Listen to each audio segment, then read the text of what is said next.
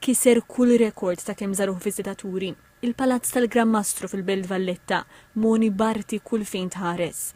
Sissa żaruh fuq 816,000 persuna, żieda ta' 5% fuq is-sena 2019, is-sena ta' qabel il-pandemija.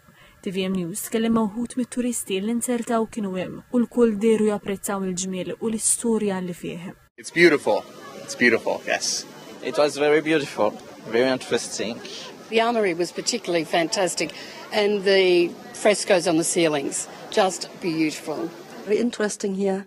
I saw many things similar around the world, but I think this is very precious, so I like this.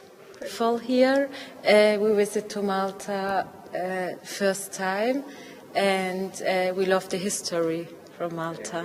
Really nice paintings and sculptures everywhere. Yes, absolutely nice.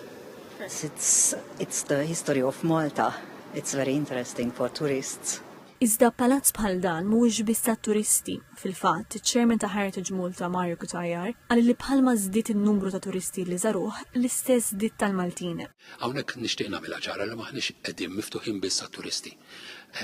Maħniex qegħdin biss jiġifieri biex niffanfraw b'dak li għandna l-Maltin mat-turisti.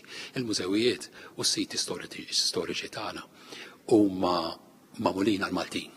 Heritage Malta tagħmel dawn l-affarijiet u s-sostni l-mużewijiet tagħha għal-Maltin stess biex aħna narfu l-identità tagħna, biex aħna narfu x'għandna u l-potenzjal ta' dal-pajjiż. Li jiġu turisti that's a bonus, dak huwa l-bonus.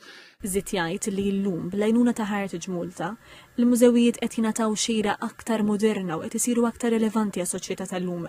Apparti hekk qal li l-passaporti li jiftħu l-bibien għall-mużewijiet kollha b'xejn qegħdin jgħinu sabiex il-Maltin iżuru u jsiru jafu iktar dwar dak li jagħmilhom verament Maltin.